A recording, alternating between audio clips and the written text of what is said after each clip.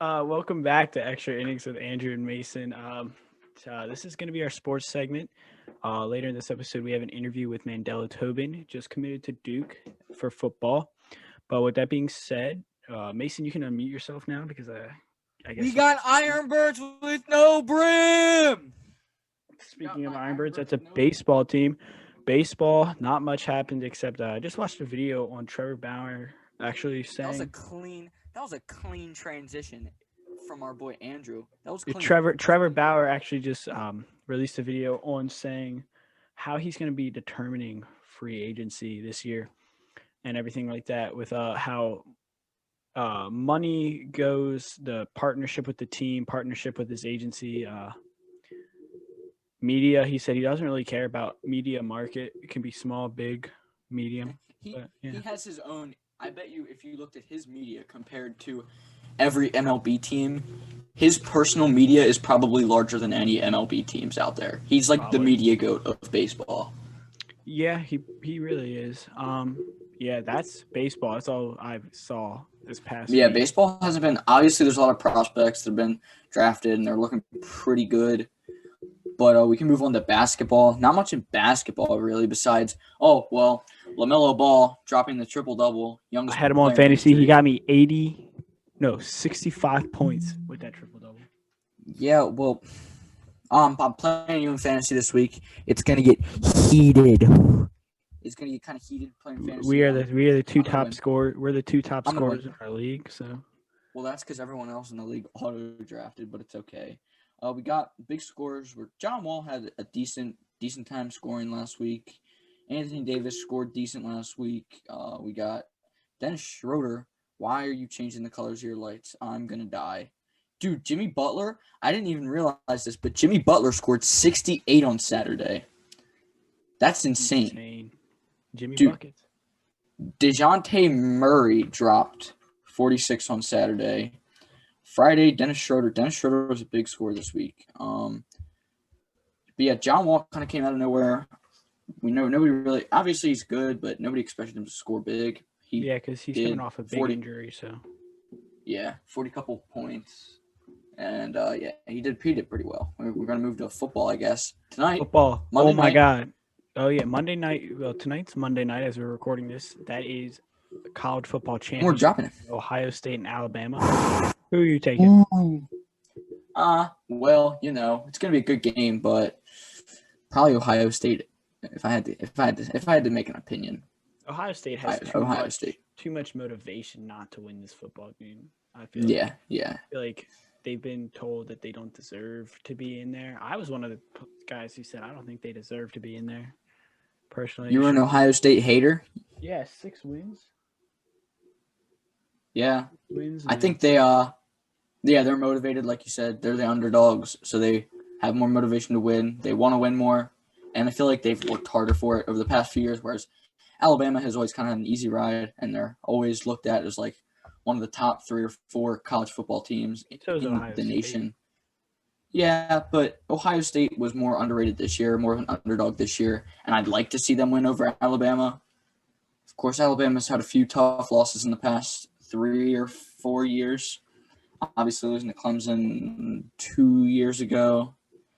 I don't know. But, and then in the NFL, we go to NFL. Huge playoff weekend. Saturday games were kind of expected, except the Rams game.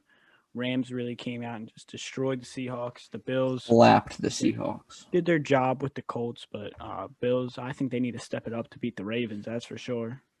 You cannot allow 20 Do you think the Colts offense, which is Do you think there might be a little bit of bias behind that? No, I think you can't give up 24 points to a subpar Colts offense and then expect to face the Ravens offense and not play as bad defense as they did against the Colts. If you play that bad, you won't be able to beat them, the Ravens. The Washington football team is now gone. Unfortunately, Taylor Heineke did really good. The Seahawks are now gone. We've got a big one, but the Steelers are now gone. Steelers, they got beat up by the Browns.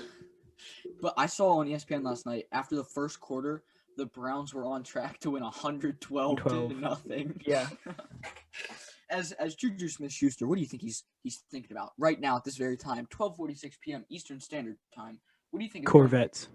Our boy's mind right now? You think he's a little bit upset with himself? You think he might his wife, girlfriend, whatever, is probably not really talking to him that much. His Corvette crashed. Corvette. Big Ben cried a little bit. The poor man just needs to announce his retirement. He's not Tom Brady. Speaking of Tom Brady, clean transition right there. If the Buccaneers and Tom Brady go at least 2 more rounds in the playoffs, Bill Belichick might have some shade thrown at him, because that eliminates the argument that Bill Belichick was the reason Tom Brady did so good. I mean, yes. Yeah, but Bill Belichick, Tom Brady did good with us. A good team, but like I said, the Buccaneers are decent at defense. The Patriots have always had a good defense. Took a C team. The Buccaneers, I think, last year were a C tier team, and they're getting B to low A tier at this point. Oh, that's interesting. Anyway, yeah, he took a okay team and turned them into a pretty good team, and obviously Bill Belichick didn't have much to work with this year, but still, it kind of defeats the argument of Bill Belichick being the only reason for Tom Brady's success. Yeah, so before we send you to the interview with Mandela Tobin, I got to talk about one thing, and that's the Ravens. They flat out won that game straight up. I mean, in that first quarter, it was 10-0. I was concerned. I was kind of like, oh, geez, here we go. You know, we're not going to win. But as soon as that second quarter hit, Lamar got that big touchdown run. I was like, nah, this is going to change. We're definitely coming back in this game. I don't think it'll be a blowout. But it was crazy to watch. I mean, Derrick Henry, who came into that game being a 2,000-yard rusher, ran for 40 yards. 40 yards. Per 18 carries. 2 yards per carry. So, yeah. I don't know. I think the Ravens have a big shot at actually beating the Bills. Call that bias, call that whatever, but I mean... Yeah, a lot of people are going to disagree with you on that one. I hate to say it, but a lot of people are going to disagree with you. I just think the Bills didn't look super great in their first game against the Colts. So if they play the same way, like on defense, I don't think the Bills hold it out. But we'll have to see. It's probably gonna be one of the best. It's probably gonna be the best or the second best game that night. Well, Saturday night, and all weekend. But I don't know. I hope the Browns can beat the Chiefs too. That'd be amazing. Ravens. That would be conference incredible. Championship. Browns Ravens conference championship. Goated. Yeah. All right. With all that being said, I'll send you guys to Mandela Tobin interview. Good interview. Duke commit. Solid. Very special guest, Mandela Tobin, is a Duke commit for football. 3 stars on Rivals. Had interest from Air Force, Colorado State, Fresno State, Kansas State, Montana State, Navy, Nebraska, Nevada, and UNLV. How about you let him in the room? He is joining. What is up? Welcome. What's up? Awesome. What's up? All right, Mason, you want to start with questions? Yeah, I can. We've got a few questions. I've got a few, and then we'll go. Andrew has a few. So, first off, what made you choose Duke? Honestly, it was just down to what they had to offer, both academically and on the field too. The academics are just world-renowned, you know. I'm pretty sure they're tied like in top 10 universities in the world. I forgot which list it was on, but you know, that should just tell you how prestigious a school like Duke is. And on top of that, the football, they're on the rise too, because seeing their D linemen, they're getting named first team, second team, or honorable mention in the ACC. And overall, just seeing that tells me that Coach Albert, the D-line coach, he knows what he's doing. So that's why I'm so intrigued and excited to go play for a school like Duke. Yeah. So obviously this year, college football, Duke hasn't been doing fantastic. So what do you plan to bring to the table for Duke? What are you looking to contribute the most? I'm really I'm really trying to look into what I can offer just in the trenches. The coaches have been talking about me playing D end or D tackle or even both, just depending on the situation or depending on the actual scheme for the opposing offense. And what I've noticed about myself is that, of course, I'm very strong. On top of that, I really know how to play the run. I think I'm a excellent run stopper in the game, and I really want to show how I can improve also on my pass rush, because pass rush is still good for me. I'm still working on it though, but that's why I'm so confident with Coach Albert, because I know he's going to make me right. And with all the key pieces and all the coming recruits that are coming in with this class, I already know that we can be phenomenal for this year. Yeah. So, what are you working on improving on most to build off that question? Say that again? I didn't hear you. What are you working on improving on most?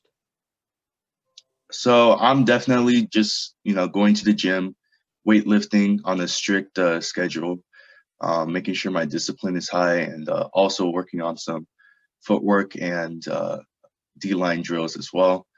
I'm trying to look for a trainer right now, but it's been kind of hard because I also work at the grocery store. So I work high hours or a lot of hours over there, but also I always try to get my grind in.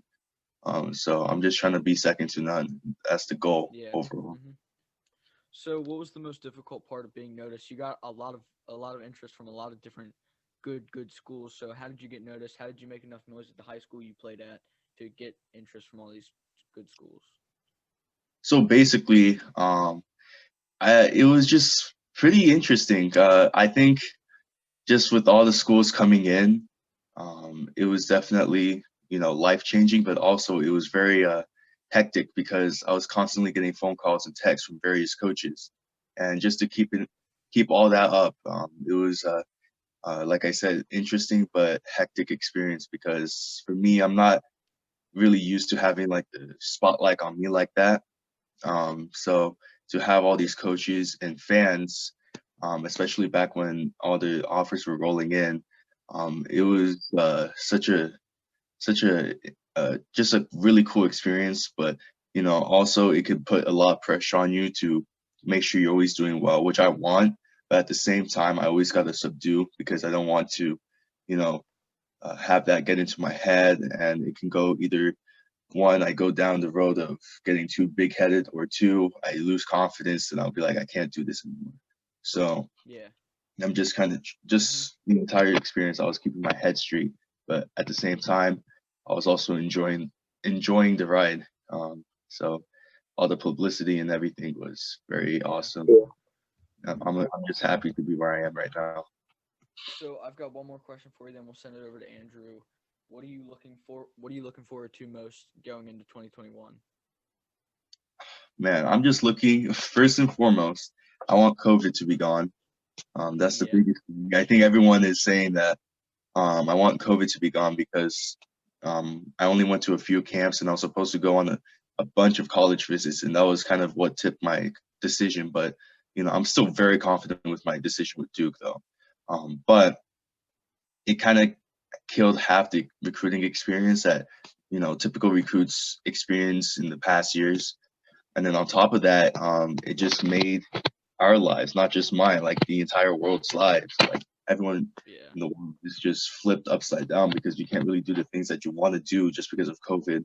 And you didn't realize how much a lot of things, or you don't realize how many things you take for granted as well. So that's the biggest part. But Did you miss out on any football because of COVID? Sorry to interrupt you, but did you no, miss out you on like any training camps or like any games or anything like last season? Oh, yeah, definitely. Like I said, I missed out on college visits, and the camps were still rolling, but they were kind of sketchy, so I was trying to stay away from some. But I did go to two major ones, which was the Nico Trenches camp, and also the most recent one, Team Makasi first round exposure, which I did pretty well at both. Just to keep my name high on that list of top D linemen in the nation, or I guess the West Coast. So just overall, I just want COVID to be gone, and I want to train and get into the Duke system for weightlifting and speed training and everything. Because once I get into that system, I think that's when I can really just bring out my best potential, and then hopefully get drafted. Yeah. All right, Andrew. You said you have a few questions you want to ask too, right? Yeah, so obviously your main goal is to become a pro in football. If the NFL, which I really hope it does for you, if the NFL doesn't call you right away, do you want to still play in a CFL or a semi-pro league just to, like you said, keep your name in uh, the area? So if the NFL happens to say overlook you or anything like that, do you expect yourself to go and try out or go try and play in a semi-pro league? I think that's definitely a situation for when I get closer to cross that bridge, because I think I could, but just like I said, it depends on the situation near that time period is when I would really think through and see if I want to play, or I would just say, you know what, I've had a great career in football. I'll be focused on my schoolwork. And that was part of the reason why I chose Duke, because I know the academics set you up for success, especially through the alumni system. So I think it would definitely be a possible option that I can see myself in. But um, you know, uh, again, the academics is where I'm really rooting for as well to fall back on. That's my plan B. That's a good plan B. Another question I have is as you see D linemen in the NFL like Aaron Donald and TJ Watt, do you aspire to be like, do you model your game almost like how they play, or is there anyone else that you kind of try and model your game after, whether it's current or present players? Well, yeah, definitely. Of course, Aaron Donald is kind of like, I guess you could say, the idol for all D linemen across America. And then one person I also really model my play around is Khalil Mack. That man is something else. He's a specimen. So that's why I'm always trying to look at their highlights, look at the moves they do. I follow a bunch of D-line accounts on Instagram or Twitter, because they always show their highlights and what they do and what they have to offer in the trenches. So I always look at what I can always improve on, because honestly, as a defensive lineman, there's always stuff you can improve on. There's no stopping and saying, yeah, I'm okay, you know. But it can definitely get smaller and smaller for the things you have to improve on. But I don't think it ever stops. So just watching them, that's definitely where I always go. Yeah, I forgot to mention Khalil Mack. He all right. He's a beast down there. Um, Obviously, Duke is not the first team you think of when you think of ACC football. You always, you think of Clemson number one. What do you feel like you like Duke has to do to be ready to compete with a team like Clemson, which will always be bringing the top guys in high school football to compete, and will probably always, as of right now, probably stay as one of the best teams in college football? Well, it's all down to preparation for the game. We've always seen past upsets in college football history that have been pivotal for the entire college football world. Just for example, Coastal Carolina. This is like, I think, their third year in their FBS era, and look where they're at right now. And it all comes down to preparation. It's not really about the guys. It's about what you have to offer. And I think that's what you can do with a team like Coastal, or Duke too. I believe Duke is a much better team, over the years, of course, compared to Coastal. It's just this year, you can say Coastal has been better. But, you know, to have a team like Duke being in the ACC, we have the components, we have the coaches, we have the guys who want to win. It's it's all about preparation. That week before that game against Clemson or Bama, if we ever do, or any kind of thing like that. you always have to be prepared.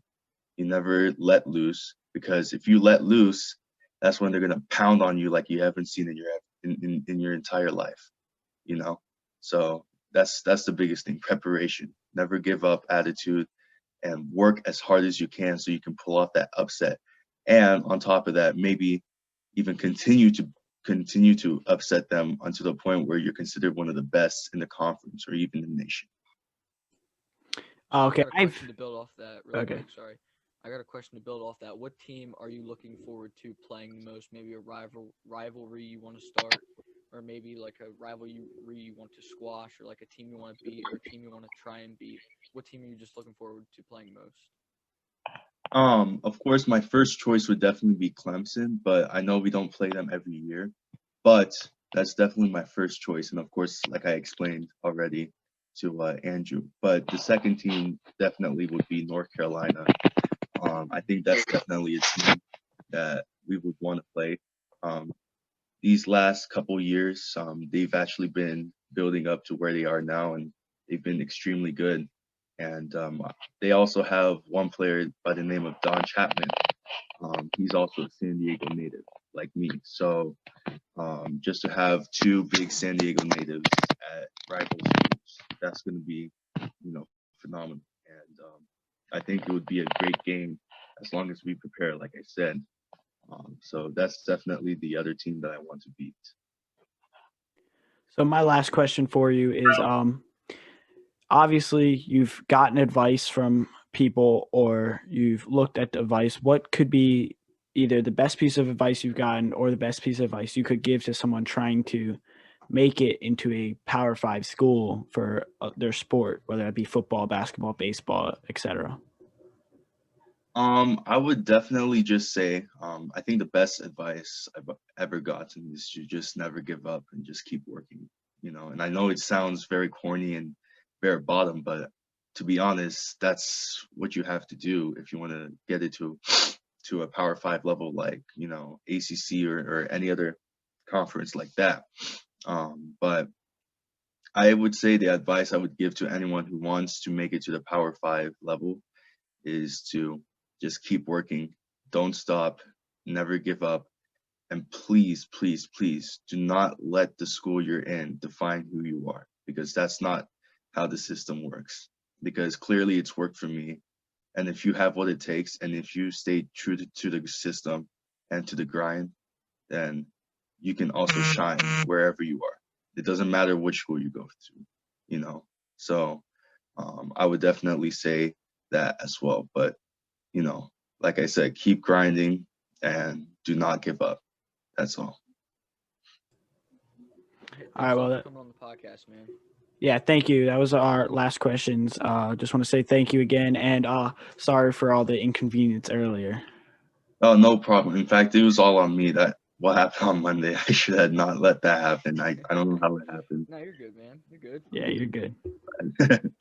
So With that being said, Happy New Year, and I'll talk to you later. If I need anything else, I might message you on Instagram for something. Thanks a lot. awesome. Thank you so much. You guys have a great day. You too. Thank you. You too. See you. Okay. Bye-bye. Good I dude. got a mic today. I got a mic now. I got a mic. Okay, please be quiet. That Mike. was okay. Now I have to edit that out. You dumb. Okay. No, you don't. Thank you to Mandela for coming through, talk with us. That was good. Yeah, we had a little bit of an inconvenience earlier with Wi-Fi and Wi-Fi computer problems. issues.